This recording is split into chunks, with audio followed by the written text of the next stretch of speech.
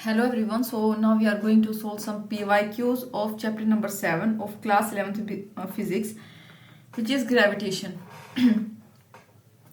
तो स्टार्ट करते हैं फर्स्ट क्वेश्चन से, which is the kinetic energies of a planet. जो काइनेटिक एनर्जी एक प्लैनेट की एक इलिप्टिकल ऑर्बिट में, ये आप देख पा रहे हो जैसा कि अबाउट द सन, सन के around at positions A B C.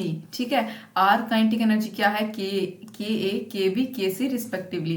A C is the major axis, A C क्या है इसका मेजर एक्सिस आप देख पा रहे हो, और एस बी क्या है perpendicular to A C, perpendicular है ए सी के।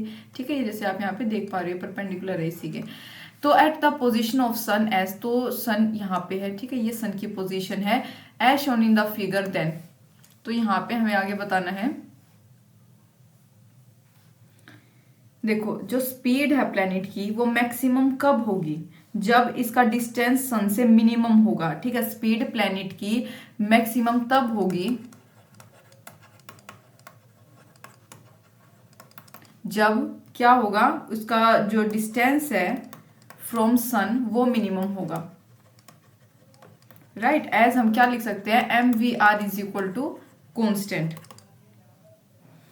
तो यहाँ पे देखो इसके ऊपर जो ये वेलोसिटी होती है वी सी की सन की, इसको बोलते हैं एफिलियन, एफिलियन। ठीक है, और जो ये नीचे की साइड लगती है ड्यू टू ग्रेविटी, ये होती है, इसको क्या बोलते हैं पेरीहिलियन। ठीक है, ये आपको ध्यान रखना है।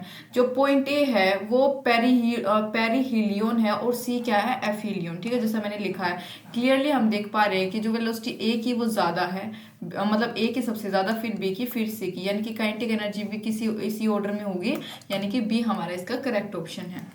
नेक्स्ट है Kepler's third law states that, Kepler's का जो थर्ड लॉ क्या स्टेट करता है कि जो स्क्वायर है, square of period revolution T एक प्लेनेट का around the sun is proportional to third power of average distance R between sun and planet, that is t square is equal to k r का cube. here k is constant, k यहाँ पे क्या है constant है जो k है। if the mass of sun and planet are m and m तो respectively, then as per Newton second law of gravitation force of attraction between them क्या होगी, ये हमारे पास दे रखी, जहाँ पे जी क्या है ग्रेविटेशनल कांस्टेंट है। ठीक है, तो रिलेशन बताना है जी और के बीच का, वो यहाँ पे हमें निकालना है। थोड़ा स्पेस बना लेते हैं।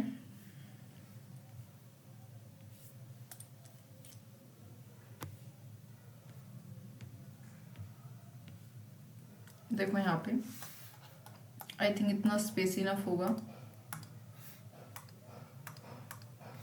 देखो हम जानते हैं जो ऑर्बिटल स्पीड होती है उसका फॉर्मूला क्या होगा, वो होता है root G M upon R. ठीक है, ये आपको याद होने चाहिए।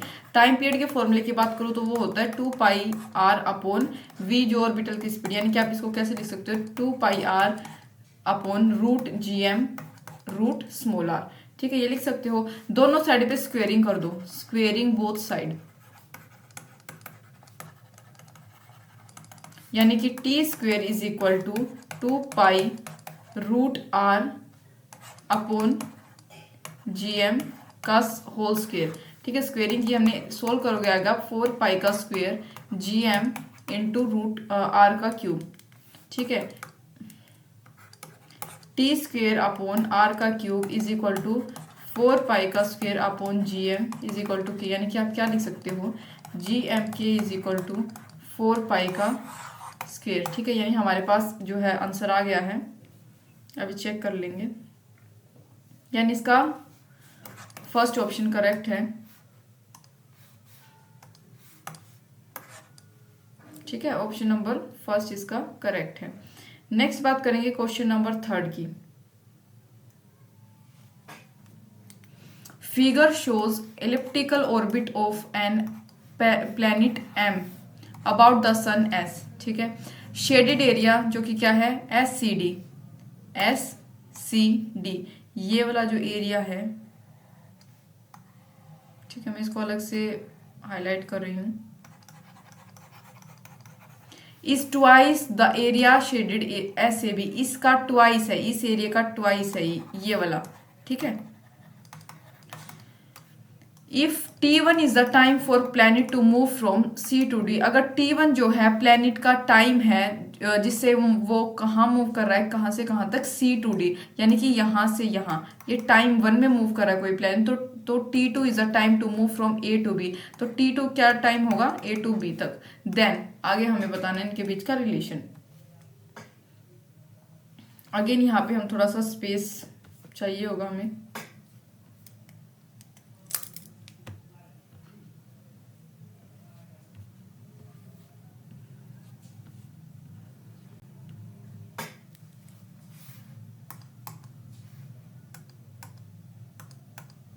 देखो केपलर्स लॉ के according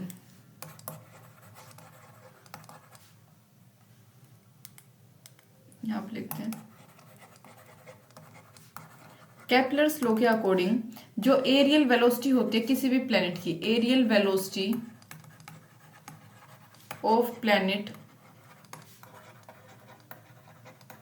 around the sun always remains constant, वो हमेशा क्या रहती है, कॉन्स्टेंट रहती है। मैंने सिर्फ यहाँ पे आपको लो लिख के बताया है। तो यहाँ पे देखो एस सी डी, आप अपना जो है वो क्वेश्चन हमने देख लिया था SCD, तो उसमें क्या था, A1 माइनस T1 हम लिख सकते हैं, ये क्या है, इसकी एरियल वेलोसिटी कॉन्स्टेंट, राइट।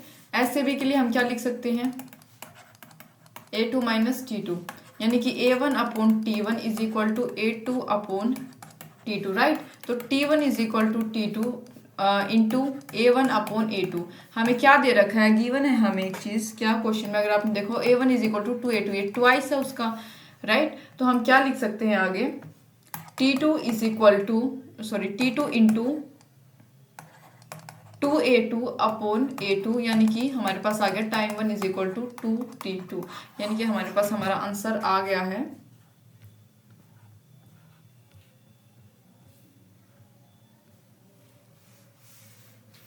तो इसका आंसर क्या होगा, B, T1 is equal to 2T2।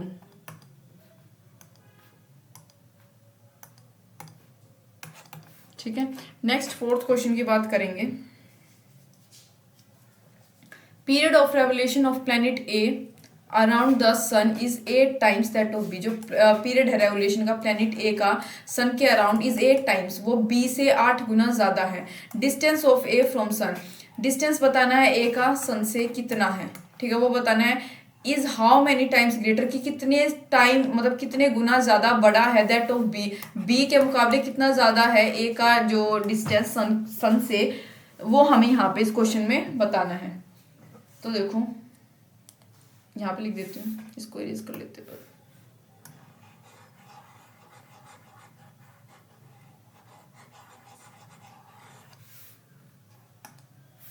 देखो मान लेते हैं लेट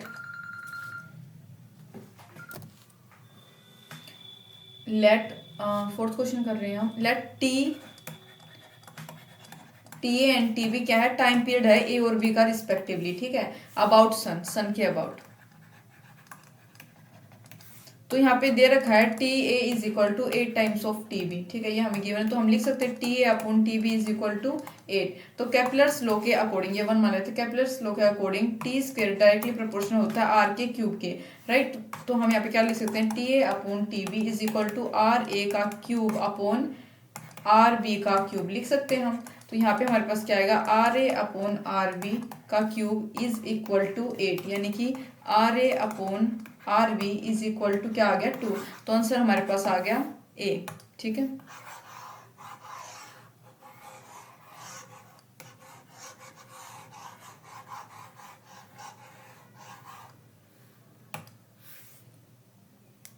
नेक्स्ट बात करेंगे फिफ्थ क्वेश्चन की। Distance of Neptune and Saturn from the sun is nearly कितना, 10⁻13 एंड 10⁻12 मीटर रिस्पेक्टिवली।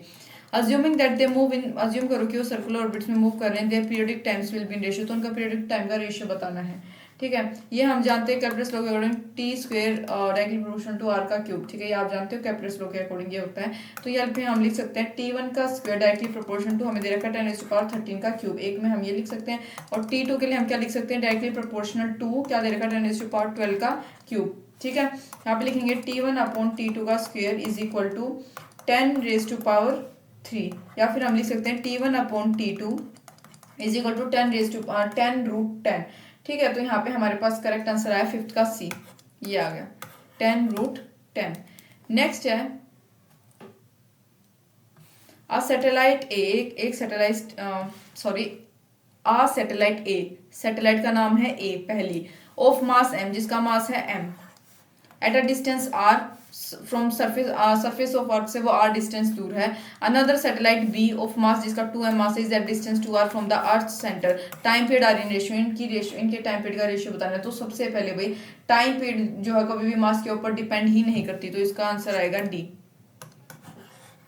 ठीक है, तो यहाँ पे हमारे पास time period does not depend on mass, तो हमारे पास आंसर आएगा 1:2:2, क्योंकि यहाँ पे 2 यहाँ पे इसके पास ये सिंपली 1 है, तो सिंपली आएगा। The distance of 2 planets from the sun are, distance दो प्लैनेट का 10⁻13 एंड 10⁻12 मीटर रिस्पेक्टिवली है। तो रेशियो बताने टाइम पीरियड की दोनों प्लैनेट की क्या होगी। तो केप्लर्स लॉ के according t² directly proportional to r का क्यूब, सिंपल आप रेशियो में रखोगे, दोनों की वैल्यू दे रखी है, आंसर आएगा 10√10। ठीक है, ये आएगा। नेक्स्ट है largest and shortest distance of the earth from sun are r1 and r2। Its distance from the sun when it is at perpendicular to the major axis of the orbit drawn from the sun. तो हमें क्या बताना है, distance बताना है सन का when it is eight, जब ये परपेंडिकुलर हो किसके, मेजर एक्सिस के ऑर्बिट के, drawn from the sun is, तो क्या होगा। ठीक है, वो हमें यहाँ बताना है। अगर हम एलिप्स की प्रॉपर्टी अप्लाई करते हैं तो देखो 2/r is equal to 1/r1 plus 1 क्या आएगा r2, और इसको आप लिखोगे तो आएगा हमारे पास r1 plus r2/r1 into r2। ठीक है, ये हमारे पास आएगा। फर्दर इसको सोल्व करोगे यानी कि r is equal to 2r1 into r2/r1 plus r2, यानी इसका करेक्ट आंसर हमारे पास क्या आया है, सी। ठीक है, सी इसका करेक्ट आंसर है। नेक्स्ट क्वेश्चन की तरफ मूव करते हैं, which is 9th। 2 astronauts are floating in gravitation free space. Astronaut वो होते हैं वही जो अंतरिक्ष में जाते हैं।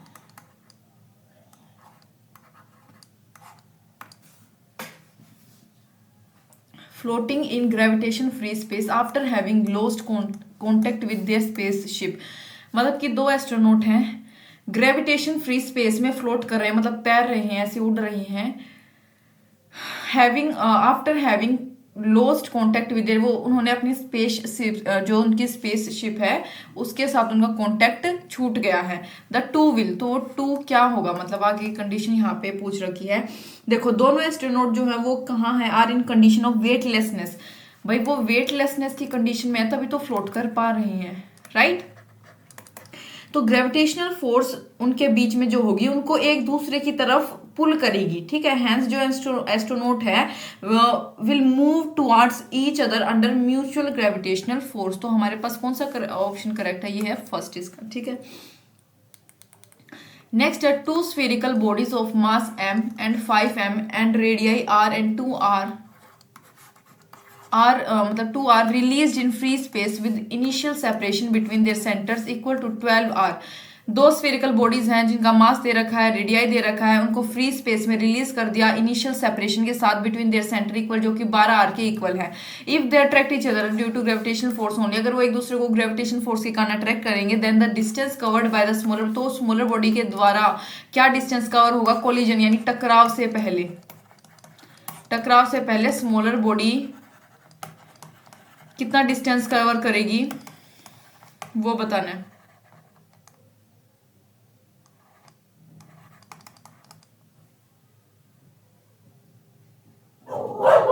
देखो let the distance moved by spherical body of mass m1 m is x1, उसको हम x1 मान लेते हैं, और by spherical body of mass 5m जो जिसका 5m था उसको मान लेते हैं क्या, x2। ठीक है, अब यहाँ पे थोड़ा सा हमें ड्रॉ करना पड़ेगा, स्पेस बना लेते हैं।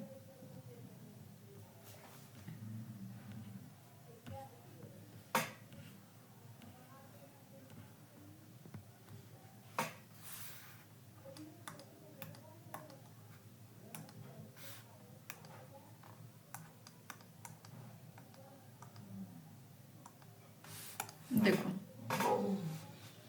ये हमारे पास एक बॉडी है, रेडियस r, मास m। ये हमारे पास 5m जिसका है, ठीक है,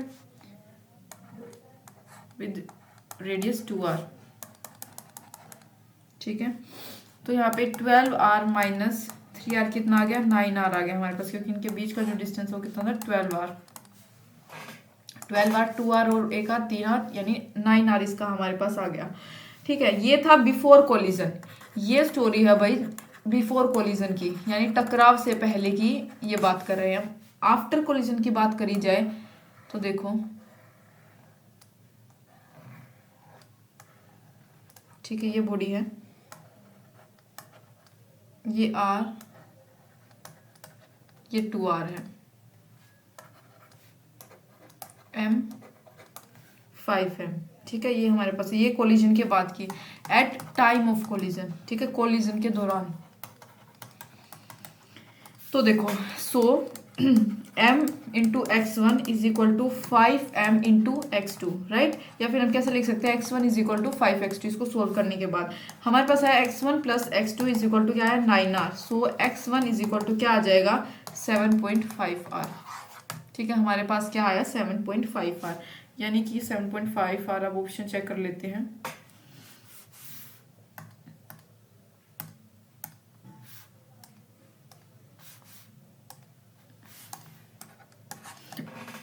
बी ऑप्शन इसका करेक्ट है। नेक्स्ट बात करेंगे 11th क्वेश्चन की। A spherical planet has a mass mp, एक स्फेरिकल प्लैनेट है जिसका मास है mp and a diameter dp, diameter इसका क्या है, dp। Particle of mass m, particle जिसका मास m है, falling freely near the surface, मतलब फ्रीली फॉल किया उसने सरफेस के पास प्लैनेट के, will experience an acceleration due to gravity equal to, वो जो एसिलेशन जो है क्या एक्सपीरियंस करेगा ग्रेविटी के कारण, वो किसके इक्वल होगी वो बताना है। यहाँ पे देखो, स्पेस तो नहीं है। Gravitational attraction force on particle B, देखो हम जानते हैं फॉर्मूला क्या होता है, F is equal to G M, यानी पी यहाँ पे बात करी जा रही है, हमारे पास दे रखा है, यहाँ पे हमें क्या दे रखा है, डायमीटर दे रखा है, यानी डी पी अपॉन आप लिखोगे टी का स्क्वायर, टी का होल स्क्वायर, ठीक है। इसको acceleration of particle due to gravity, acceleration का फॉर्मूला होता है ड्यू टू ग्रेविटी के कारण एफ अपॉन एम, यानी कि आप इसको सोल्व करोगे, एफ की वैल्यू यहाँ पे मतलब पूरा इसका फॉर्मूला यहाँ पे पुट करोगे तो आपके पास आंसर आएगा, क्या आएगा, ए, ये आएगा, ठीक है। बस ये फोर्स, ये आपने किसका फॉर्मूला पुट किया है, ग्रेविटेशनल अट्रैक्शन का, ठीक है, और उसके बाद एसिलेशन का, वहां पे इसको आपने पुट किया, सोल्व किया, तो आंसर आ गया ए।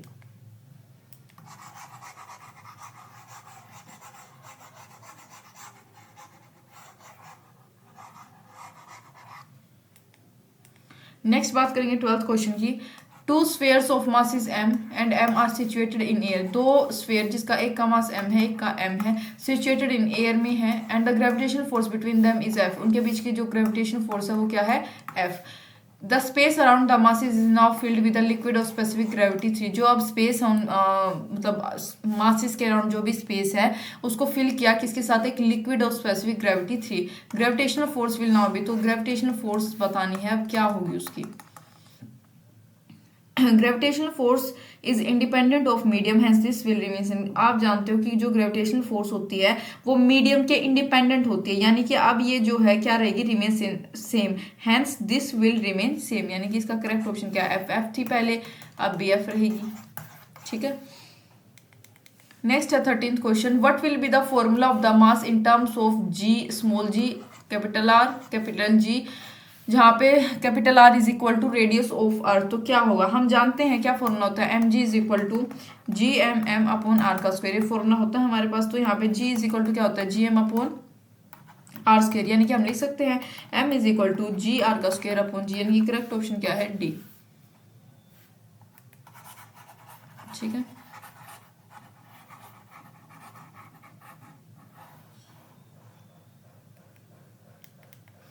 नेक्स्ट है 14th question.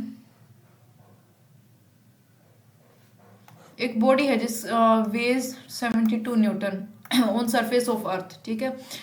What is the gravitation force on, gravitation force निकालनी उसके ऊपर क्या होगी, एट अ हाइट, कितनी हाइट पे, जो कि इक्वल है अर्थ के हाफ रेडियस के, ठीक है। वहां पे हमें क्या बतानी है, ग्रेविटेशन फोर्स बतानी है। अब यहाँ पे स्पेस बनाना पड़ेगा इस क्वेश्चन को सोल्व करने के लिए।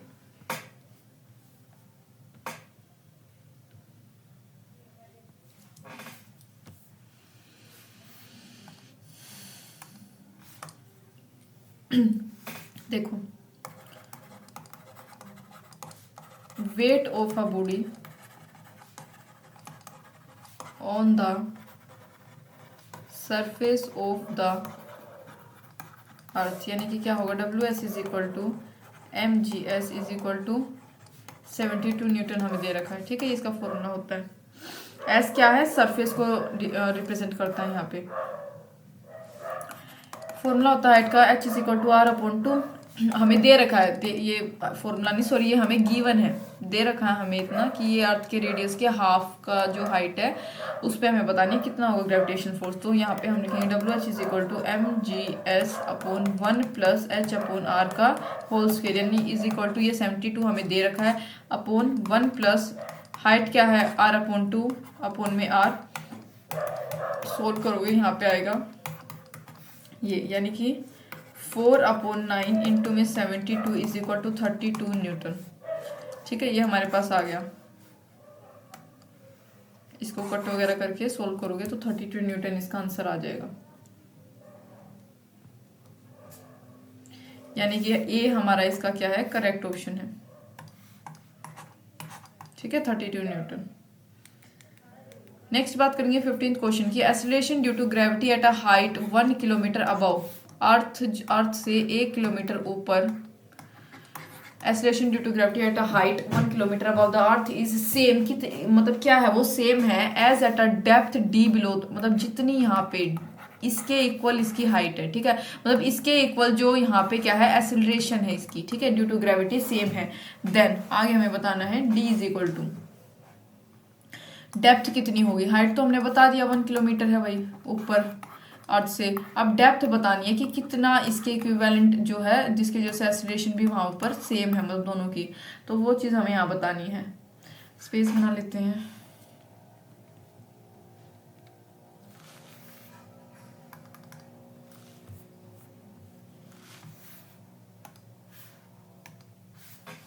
देखो, above earth surface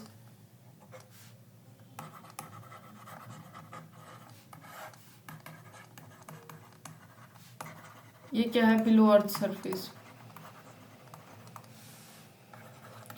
GH is equal to G into 1 minus 2H/R, ये फॉर्मूला। और यहाँ पे डेप्थ का फॉर्मूला, ये फॉर्मूले आपको याद रखनी है, मैं सिंपल फॉर्मूला लिख रही हूँ। ठीक है, 1 minus G/R according to question के अनुसार हमारी हाइट डेप्थ के इक्वल है। ठीक है, तो आप इन दोनों को भी इक्वेट करोगे तो आपके पास क्या आएगा, क्लियरली देखो, मतलब यहाँ पे इसको सोल्व करोगे ये आ जाएगा आपके पास 2 किलोमीटर, यानी कि 2 किलोमीटर।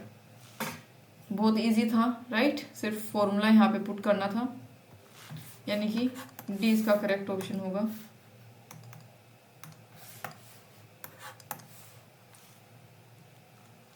नेक्स्ट बात करेंगे 16th क्वेश्चन की।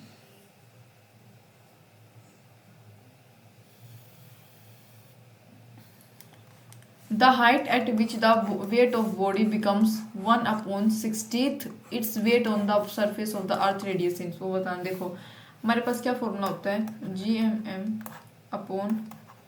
प्लस H का square is equal to (16R का स्क्वेयर। ठीक है, ये इसके इक्विवेलेंट दे रखा हमें। तो यहाँ पे आप इनको सोल्व करोगे, जो मैंने फॉर्मूला लिख लिया मेजर जी, तो यहाँ पे H आ जाएगा इज इक्वल टू 3R, यानी कि सी ऑप्शन यहाँ पे क्या आपके पास करेक्ट है।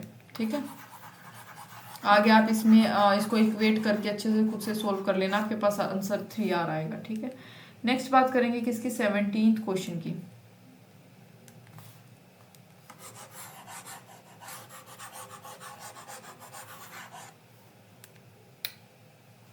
देखो क्या है, a roller coaster is designed such that, मतलब एक रोलर कोस्टर की बात करी जा रही है कि वो ऐसे डिजाइन किया गया है कि जो राइडर है वो एक्सपीरियंस करे weightlessness as they go round the top of hill, मतलब जब वो हिल के टॉप पे पहुंचे जिसका रेडियस ऑफ कर्वेचर कितना है 20 मीटर, वहां पे वो क्या मतलब एक्सपीरियंस करे वेटलेसनेस।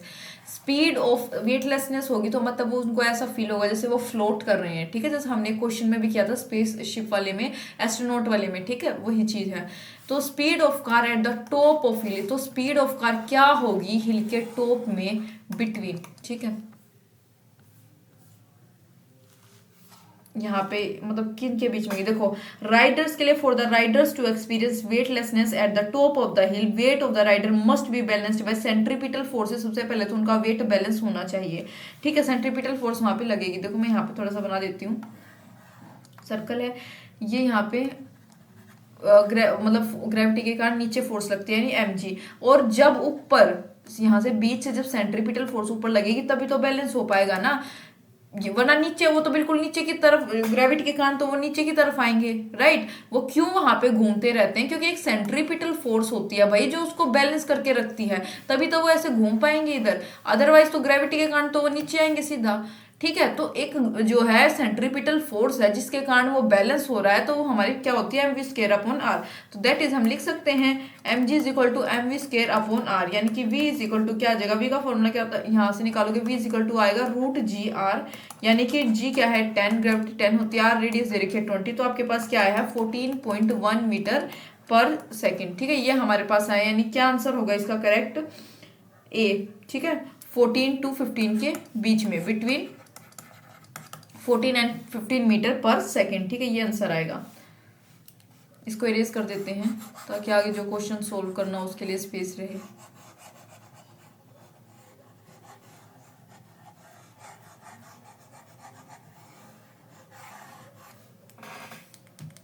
नेक्स्ट है 18th question, imagine a new planet having the same density. Imagine करो एक नया प्लेनेट है जिसकी डेंसिटी सेम है जैसे जितनी अर्थ की है, लेकिन वो 3 गुना ज्यादा बड़ा है अर्थ के साइज से, ठीक है। If the acceleration due to gravity, अगर acceleration due to gravity on the मतलब surface of earth is G, तो that on the surface of new planet is G dash, then आगे हमें इनका रिलेशनशिप बताना है। हम जानते हैं फॉर्मूला क्या होता है, G is equal to G M upon R का स्क्वायर, यानी कि आप इसे लिखोगे एम जी, मास क्या 4/3 पाई आर का क्यूब, ये लिख सकते हो इंटू रो, ठीक है, यानी कि डेंसिटी होती है, डेंसिटी बोला जाता है इसको, ठीक है। डेंसिटी के लिए रो यहाँ पे हम डिनोट कर रहे हैं, तो हमारे पास क्या आया 4/3 पाई जी आर रो। ये जो स्मॉल जी है ये किसके ऊपर डिपेंड करता है, रेडियस ऑफ प्लेनेट। तो यहाँ पे हम लिखेंगे G dash upon G is equal to R dash upon R is equal to 3r upon R, दे रखा है हमें जैसा कि 3, तो जी डैश की वैल्यू हमारे पास आई है 3g, यानी कि डी इसका ऑप्शन करेक्ट होगा।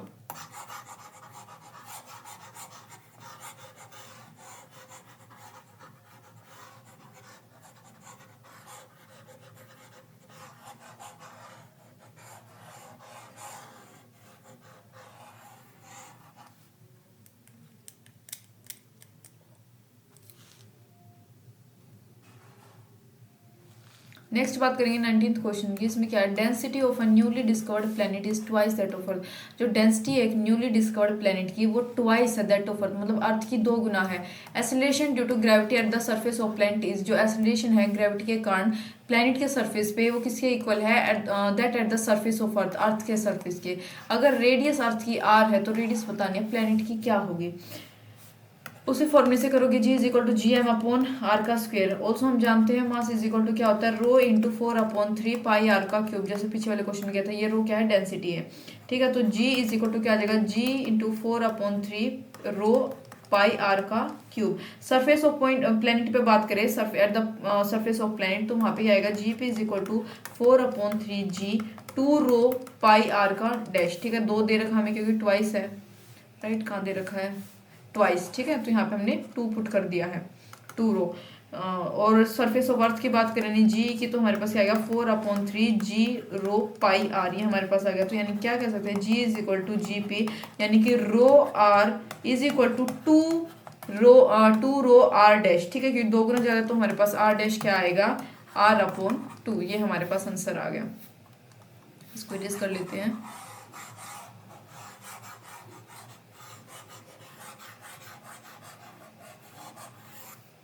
यानी कि इसका आंसर क्या है हमारे पास, ए, ठीक है। नेक्स्ट है 20th question, acceleration due to gravity on a planet A is 9 times acceleration due to gravity on planet B, ठीक है। No, a man jumps to a height of 2 metre on the surface of A, what is the height of jump by same person on planet B पे क्या होगी, ठीक है, तो ये बताना है हमें। सारे मतलब देखो एक जैसे से क्वेश्चन है यहाँ पे। अगर आप conservation of total mechanical energy का प्रिंसिपल यहाँ पे अप्लाई करते हो तो उसके अकॉर्डिंग क्या फॉर्मूला होता है, half m v square is equal to m g A H A, ठीक है, यानी कि वो भी इक्वल होगा m g B H B के इक्वल। तो यहाँ पे आप लिख सकते हो एम से एम तो कट हो जाएगा, G A H A is equal to G B H B, ठीक है। ये हाइट और ग्रेविटेशन की बात हो रही है ग्रेविटी की। तो h B is equal to हमें बी की हाइट निकालनी है, जब बी पे जंप किया तो क्या आएगी, G A upon G B into H A, ठीक है। तो हमारे पास क्या आएगा 9 into 2 is equal to 18 metre.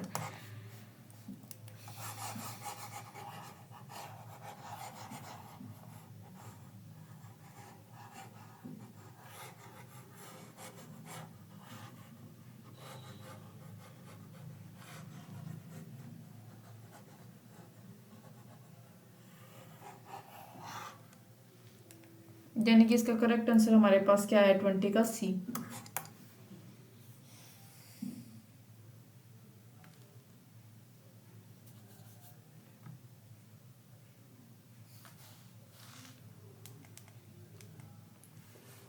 Assuming earth to be a sphere of uniform density, assume करो कि अर्थ क्या है, स्फीयर है यूनिफॉर्म डेंसिटी का। What is the value of G in a mine 100 kilometre below the earth surface, ठीक है। हमें जी की वैल्यू बतानी है। हम जानते हैं कि इफेक्टिव ग्रेविटी यानी G dash at depth below earth surface is given by, क्या दे रखा हमें, G dash is equal to G 1 minus T upon R. यहाँ पे डी क्या है, 100 किलोमीटर दे रखा है, हमें गिवन है। आर दे रखा है कितना, 6400 किलोमीटर। उसमें पुट करोगे आपका आंसर आएगा 9.65 मीटर पर सेकेंड स्क्वेयर, यानी कि फर्स्ट ऑप्शन करेक्ट है। सिंपल फॉर्मूले में पुट करना है।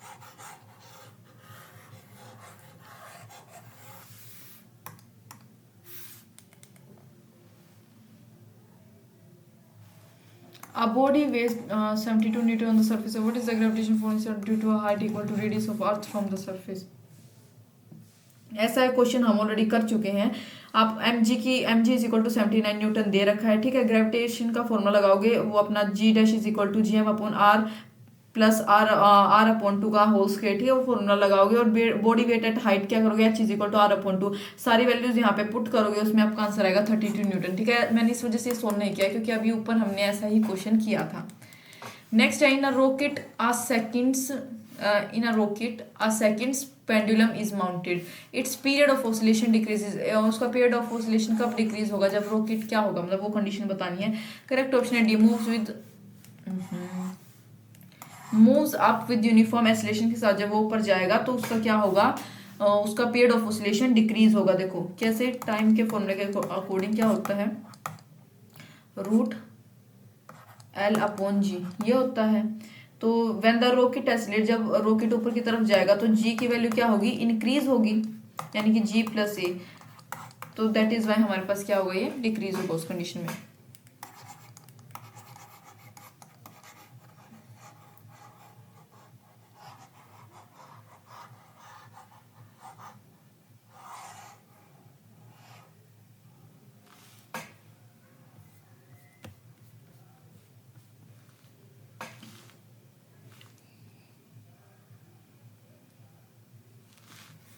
नेक्स्ट बात करेंगे 24th क्वेश्चन की, work done to raise arm. मैं पेन चेंज कर लेती हूँ, काफी टाइम हो गया।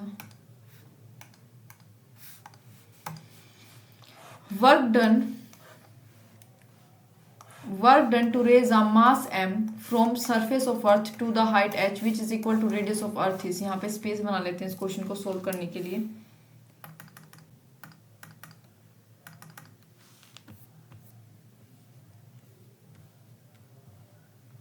देखो देखो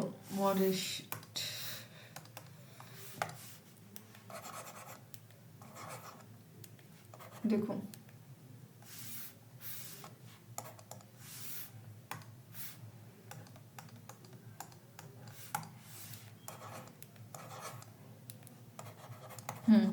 मास टू बी रेज्ड कितना है m, ठीक है।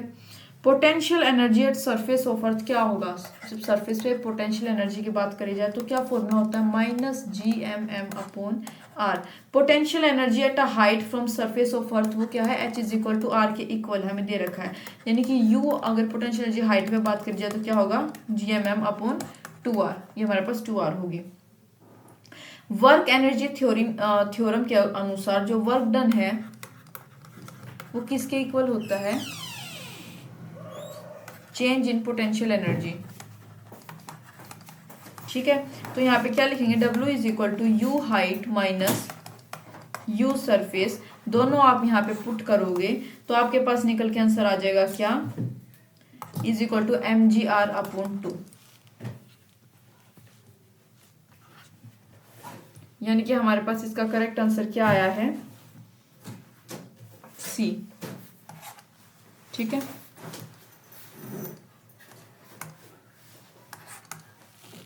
नेक्स्ट बात करेंगे 25 क्वेश्चन की, 25th क्वेश्चन की।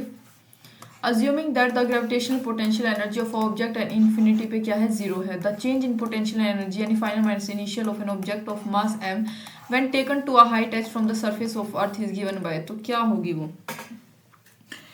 अगेन हम स्पेस बनाएंगे इस क्वेश्चन के लिए।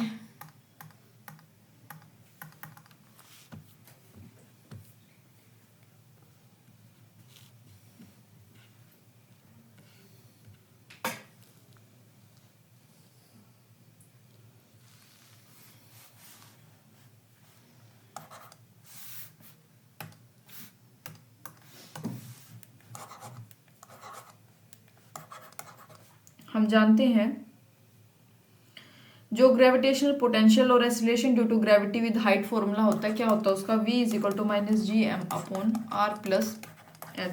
यानी कि हमें क्या, और ये गिवन है कितना, 5.4 × 10⁻⁷, ये 1 हो गया।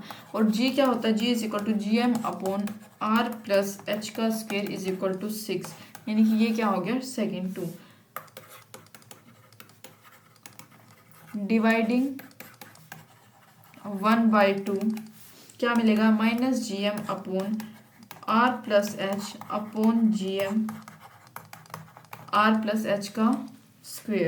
होल स्क्वेयर = क्या आएगा, -5.4 × 10⁻⁷/6। ये हमारे पास आ गया, यानी कि हम क्या लिख सकते हैं, 5.4 × 10⁻⁷r+H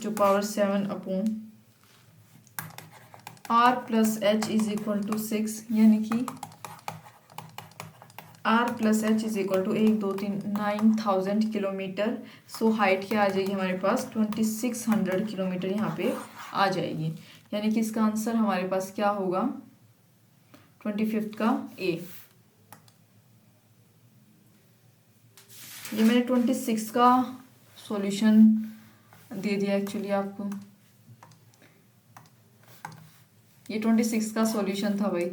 ठीक है, तो ये जो एटवर्ट हाइट रिस्पेक्टिवली हाइट यहाँ पे हमसे पूछी गई थी, तो इसका 26 का आंसर है, 26 का सॉल्यूशन था पूरा, इसका आंसर था ये 2600। ठीक है, ये अगर इसकी बात करें, इसमें क्या था, हाँ इसमें सिर्फ पोटेंशियल एनर्जी U माइनस, यहाँ पे ये फॉर्मूला आपको पुट करना है सिंपली, और यहाँ पे पोटेंशियल एनर्जी ए की बात करी जाए तो उसमें ए का बी का दोनों को इक्वेट मतलब माइनस कर दो एक दूसरे में से, आंसर आ जाएगा C। ठीक है, ये था सिंपल। 27th की अगर मैं बात करूँ तो dependence of intensity of gravitational field E of earth with distance r from centre of earth is correctly, कौन सा इसमें करेक्टली रिप्रेजेंट कर रखा है, तो यहाँ पे हमारे पास ऑप्शन बी करेक्ट होगा। फर्स्ट व्हेन जब r जो है r ये वाला r ग्रेटर देन हो स्मॉल r से, उस केस में E डायरेक्टली प्रोपोर्शनल होता है r के, देन और जब r ग्रेटर देन या इक्वल टू हो r के, तो जो E है वो इनवर्सली प्रोपोर्शनल होता है r² के, तो B यहाँ पे करेक्टली रिप्रेजेंट है। जो फील्ड स्ट्रेंथ होती है किसी भी यूनिफॉर्म सॉलिड स्फीयर की, उसके अंदर वो हमेशा डिक्रीज होती है linearly with r and become 0 as we reach adder, जैसे ही हम सेंटर पे पहुंचते हैं स्फीयर के वो 0 हो जाती है। ठीक है, तो B करेक्टली रिप्रेजेंटेड है।